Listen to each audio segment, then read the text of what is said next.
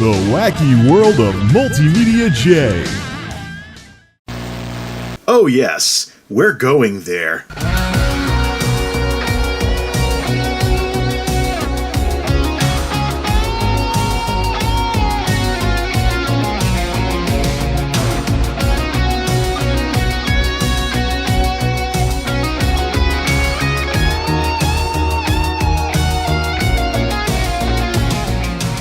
The wacky world of MultimediaJay.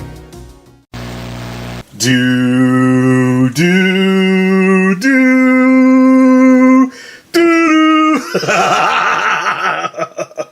Nah, doesn't quite have the same vibe with an old school Chief Tech Dragon case. Not quite as fat as a Define R5. Whatever. Oh, you've really lost it, Jay. You've really lost it. Are you really gonna put an RTX inside an AMD FX system? What's wrong with you? What's wrong with me? I'm the guy sitting here in his 40s making videos with a consumer-grade camcorder on 2020's YouTube, tinkering with computers like someone's crazy gaming tech uncle or whatever, and you're there watching it. So, I don't know, who needs to explain themselves to who? Alright, now that all the viewers ran away, let's actually do something with this hardware that's left over from the recent round of tech upgrades to Monolith.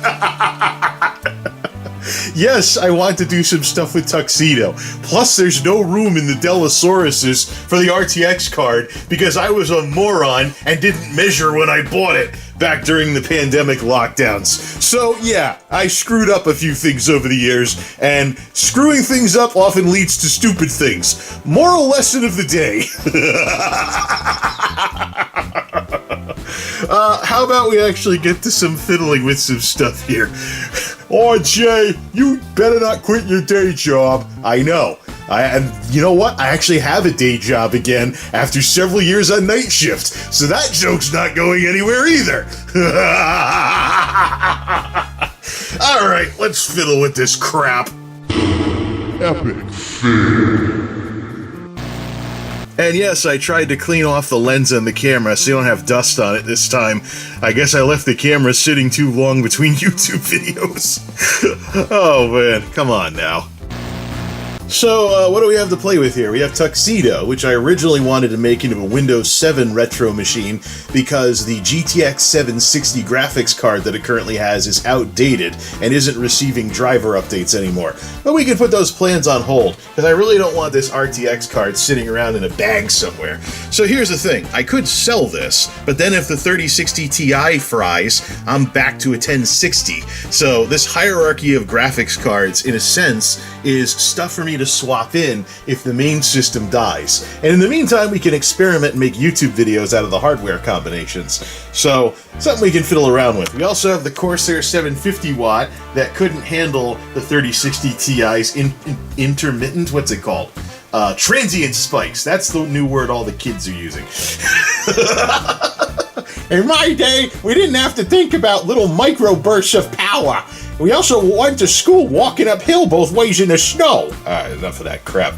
Yeah, so we got that, which is, yeah, it's like the second-rate power supply I have, but it's better than the EVGA 600 bronze that I have in this thing.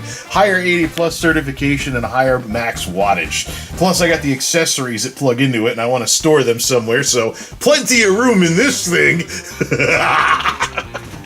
Seagate Barracuda, 1 terabyte. So this will be good for storing games. I think there's an SSD or two in there, and of course RTX 2060 EVGA. EVGA is no longer making graphics cards because they thought in working with NVIDIA was the pits and whatever. I don't know. First thing we need to do is see if it still works. I'll bet you the CMOS battery is dead. Contact! It starts up. No smoke coming out of the power supply. No big explosion. Does it work? Beep. Beep. Okay, we have a BIOS. 2/26/2016 going straight into Windows 10. Alright, cool. So it does work. I thought the CMOS battery would be dead by now. It's been like, what, years since I last started this? I have to check the videos. I lose track sometimes. Oh yeah, that's what I was doing. I was going to set it up so I could just move the cable around and switch between Windows 7 and Windows 10 for any remaining Windows 10 curiosities I had on this thing. 16 gigs DDR3, also old Ripjaws stuff. Similar cooling to the other systems, and of course the 760, which we can remove now. And of course, running some fractal design fans into the ground. I don't think I'll ever cook all those fans. EVGA 600BQ modular for a power supply. And yeah, so the thing is, we got a crappy old Seagate Barracuda in there that we could upgrade to the one we just took out. So yeah, I don't think I'm going to do the Windows 7 retro machine just yet. We'll give it a little bit more time on that. So let's see if we can get both SSDs and some extra drives going and have plenty of room to install games and otherwise run stuff into the ground here. But we have a lot of stuff to switch out. When next you see this, all of that will have been switched out. That's the beauty of watching YouTube videos. And everything's in, and that's putting it nicely. This case is so obsolete, man. I know that retro enthusiasts are like, ooh, Chief Tech Dragon.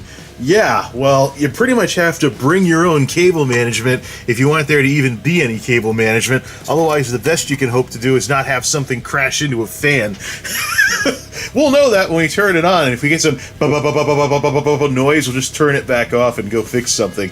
Yeah, this is a 2000. I know it's Tuxedo. It was my main system until the middle of the last decade, but it is still a 2000s case. More circa the mid to late 2000s and the early 2000s. But I mean, the Silver Bullets case was aluminum. This thing is steel, and it actually has rusted a bit over the years. This thing is so horrible, and it hasn't aged well at all, as you can see by what happened with my ultra big RTX card. I had to give up a drive slot because look how far over it's going. Well, if you folks are wondering why I don't buy those huge ass GPUs with 3 fans, well, now you know why. So here's what we're gonna do. We're gonna see if we can find whatever that program was I used back in the day. See if we can wipe all these drives and start fresh with a fresh Windows 10 installation. 2 SSDs, 2 hard drives. G-parted, that's what it was called. I haven't used it in years because it doesn't play nice with UEFI booting and stuff like that. But this is old enough that it should still work. You know what's the biggest shame about this whole system? But not just, you know, the FX generation processor here. The motherboard in this thing is mint. I barely used it. It's it's just like Darth Vader style motherboard, I know, but it's mint, absolutely mint. Barely used it. Barely had any chance to even get any dust on it. It's just one of those things where I was like, I can't let Tuxedo go to waste. I want to buy a motherboard and do an FX system just to have an FX system. And well, here we are, trying to figure out what the heck to do with an FX system. And then spoiling the hell out of it with a 2060. Well, it's time for the dirty work to begin. Let's see where I can find the burnable CDs for G-parted and the Windows 10 installation. And we'll blank all the drives, except for the data drives, of course, and start installing Windows 10. Probably on the Intel SSD, because it's bigger. And for anybody else who's new to the channel, if you want to know just how much I made this case sing and dance since the late 2000s, yes, that's a missing handle, and yes, that's a 140mm fan, even though the case is only made for 120, it is flush. The only way this thing stays closed is with the thumb screws, because I had to take the door handle off in order to get the cover back on to go 140mm for an exhaust fan. Also, this case warps too. Bonk. Then you put something in there and make it pop back. That used to bother me, because I'd start the computer up and then the metal would flex, and I'd be like, what's this boom noise every time I start the computer? Sheet metal be sheet metal! Alright, where the heck are those CDs? Hey kids, remember these? Of course not, you're too young. Alright, CD time! These are probably too scratched up to do anything. Contact! Oh yeah, I don't have anything. There we go. You see the fan starts spinning in the back. I don't have anything in this thing anymore. Alright, what do we need to do to get this to boot off the CD drive? Duct tape. Is it a real computer if it's not duct taped? Oh, did I move it too much and the RAM has to be reseated? Nope, guess not. Press delete to enter setup. Well, how do we pick... Let's just see if it lights up. Nope, goes to Windows 10. The boot order is wrong. Epic fail. Oh wait, this thing did have support for UEFI. Getting my old computers mixed up. Boot option number 1, the Atapi, so close to Atari. So first do the CD, then, let's see, UEFI, da-da-da. It's not detecting, it's not detecting the other drive. Well, we'll come back to the boot order later. For now, let's just take this all out. Take all that, just disable everything and have it only boot off of the CD. We'll figure the rest of it out later. So yeah, we've got one Seagate drive in the boot list, the 8 is in there, and then there's the UEFI version of the CD-ROM drive. So you don't have the right drives in here that'll actually boot, probably because they're not right. We might have to unplug drives just to set a boot order. Oh boy. Save configuration and exit, yes please. We now no longer boot off of anything but the CD drive. Just see if it gets it right. I should probably put the spare parts bag back in here to fill in the space. I forgot how much of a gap there was, because I don't have any of the things anymore that used to go there. Maybe that's something I can buy on Amazon or something. I saw a green light. Ah, good, G-parted. Well, let's take care of 2 birds with 1 stone here.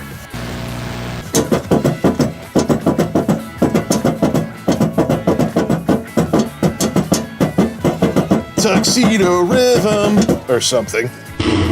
Epic fail. So while I was messing around with the wobbly metal cover and stuff like that, G-parted started booting. Let's see, 33, 0, and heading into Debian Linux. Get these drives blanked out. Look at that green light. Yeah, I always keep a bag of spare parts with the case somewhere, and I forgot that since I don't have drives to put in these other 3 drive slots anymore, technically I can take out that creative front panel drive too.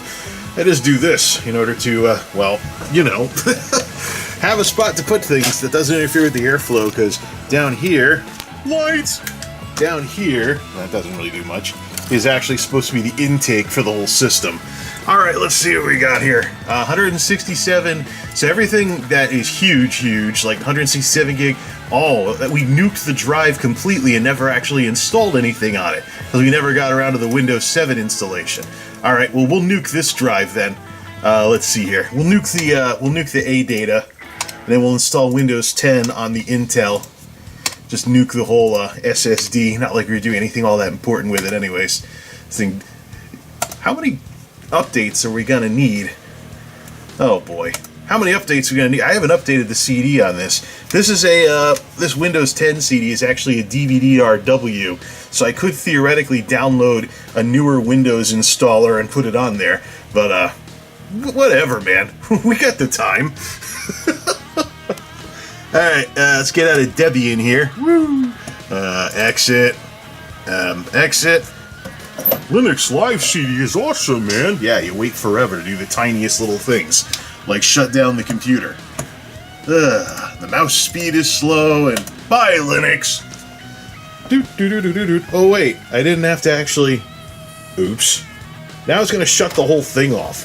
The hell. Alright. This is probably too scratched up to do anything anyways, as the chair creaks away. Well, it's gonna kick off the minute we push a button, so you might as well put the CD in. So long! Alright. 5, 4, 3, 2, 1. Contact! Time to start the long, arduous, obnoxious process of installing Windows 10 off of an optical disc. Way slower than, say, a USB 3 thumbstick or whatever these days. Will it boot, though? I actually don't have any non-CD drives set as a boot drive. That's right, we're going to have to go back into the BIOS later and set that up, because there is no boot... Oh, boy. Well, this should be fun. Hey, wait, what? Oh, yeah, it does that when booting off the CD. Been a while since I had to redo a computer from scratch. Really? That's it?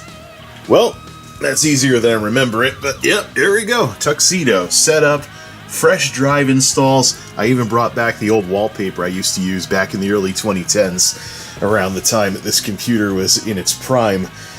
But yeah, I guess I'm biased big time, because I remember the bad old days when setting Windows back up was a lot slower, and you were DJing CD-ROMs in and out of the CD drive.